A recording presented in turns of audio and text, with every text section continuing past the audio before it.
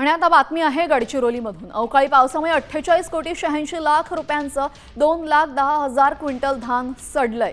धानाची खरेदी केली मात्र अजूनही ते उचलण्यात आलेलं नाहीये। प्रशासनाच्या नियोजन शून्य कारभारामुळे हेच सोनं मातीमोल होताना दिसतंय। उर्वरित पूर्ण सडण्याची शक्यता आहे। हा एक असा मोठा घोटाळा सुद्धा असू शकतो। याची एसआयटी मार्फत चौकशी करण्याची मागणी आता शेतकऱ्यांनी केलेली आहे। याचाच आढावा घेतलेला आहे आमचे प्रतिनिधी गणेश शिंगाडे यांनी। पाहूयात।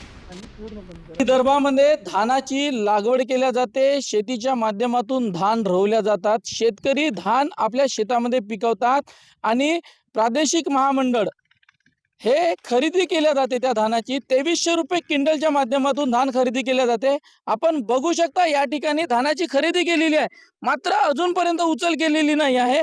गडचिरोली जिल्ह्यामध्ये 2,10,000 क्विंटल धानाची अजूनपर्यंत उचल झालेली नाही आहे। पूर्ण धान खराब झालेले आहेत, नास्तीभूत झालेले आहेत, शासनाचे करोडो रुपयाचे नुकसान झालेले आहेत। आपण बघू शकता या ठिकाणी धानाचे पूर्ण पोते सडलेले आहेत, धान खराब झालेले आहेत। गडचिरोली जिल्ह्यामध्ये धानाचे नास्तीभूत झालेले आहेत। धान खरेदी केले जाते मात्र उचलच होत नाही।